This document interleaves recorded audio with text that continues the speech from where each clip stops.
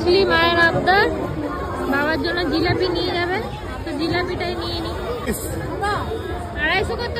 40 দিয়ে দাও। আরে পরে গিফট মায়ের সাথে মেলা ঘুরতে গিয়ে ছোট ছোট স্মৃতিগুলোর স্মৃতিচারণ করছিলাম। মেলাতে গিয়ে মায়ের শপিং শুরু হয় রান্নার জিনিসপত্র দিয়ে বা কাপ বাটি গ্লাস এইসব দিয়েই শুরু হয়। শপিং শুরু করলাম বাবার জন্য একটা প্লাস্টিকের কাপ দিয়ে। আর এটা কি সুন্দর দেখুন, ধূপদানি। মাকেও এটা বলছিলাম, মাও বললো চল একটা কিনেই ফেল।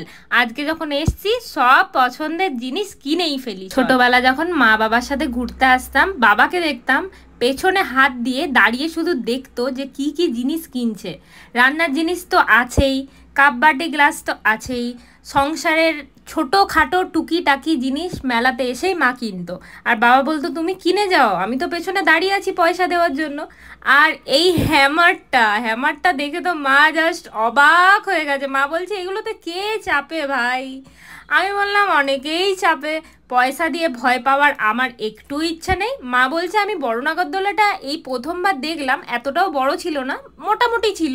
আমি ছোটবেলা অনেক চেপেছি, এখন তো বয়স হয়েছে তাই চাপতে পারবো না। চাপাচাপিতে আমি ভাই নেই, আমার খুব ভয় লাগে, জানি না কেন। একবারই আমাকে জোর জবরদস্তি চাপানো হয়েছিল আমার এক বদমাস বন্ধু শিল্পী, মানে জোর জবরদস্তি তোকে চাপতেই হবে। আচ্ছা বলে দিই, মথুরা কেক খেলাম, মায়ের ভীষণ ফেভারিট। আর ফুচকাও খেলাম, আমিও খেলাম, মাও খেলো একটা, জাস্ট একটা। মানে ফুচকাটা না আজকাল সত্যি ভালো লাগে না, 10 টাকায় 4টে করে দিয়েছে, একটাও ফাও দেবে না। তো যাই হোক, এইসব সেরে মায়ের আর এইটা তো থাকবেই, আচারের দোকানে ঢুকবেই, পাঁপড়ের দোকানে ঢুকবেই, আর মিক্সচার আচার মা নেবেই, মেলা এলে নেবেই।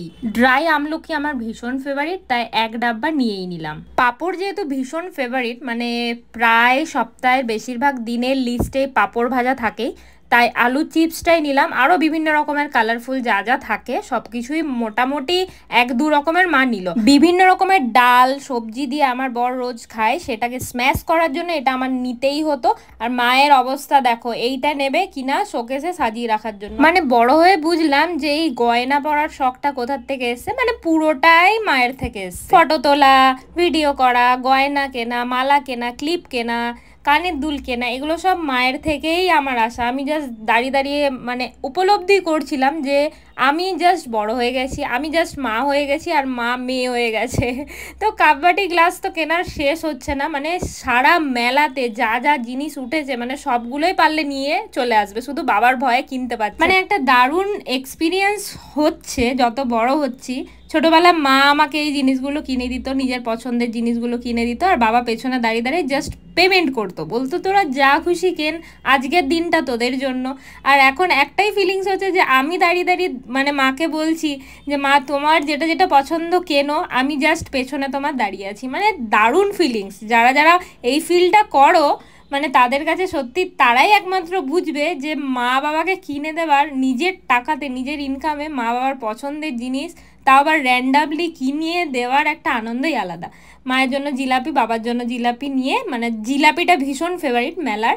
আর মায়ের দেখতে পাচ্ছ মানে ভীষণ শখ। আমি মাকে বললাম মা চলো, আজকে বাবা তোমাকে ঘরে ঢুকতে দেবে না, তুমি অন্যদিন এসে আরও এই জিনিসগুলো নিয়ে যাও। বাড়িতে এসে বাবাকে সব জিনিস দেখাচ্ছে, বাবা বলছে আর কিছু বাকি ছিল না কেনার, সেগুলো কিনে নিয়ে আসতে। আপাতত মেলাকে টাটা বাই বাই করে বাড়ির উদ্দেশ্যে চললাম। ভিডিওটি কেমন লাগলো অবশ্যই কমেন্ট সেকশানে সবাই জানাবেন। ভালো থাকবেন, টাটা।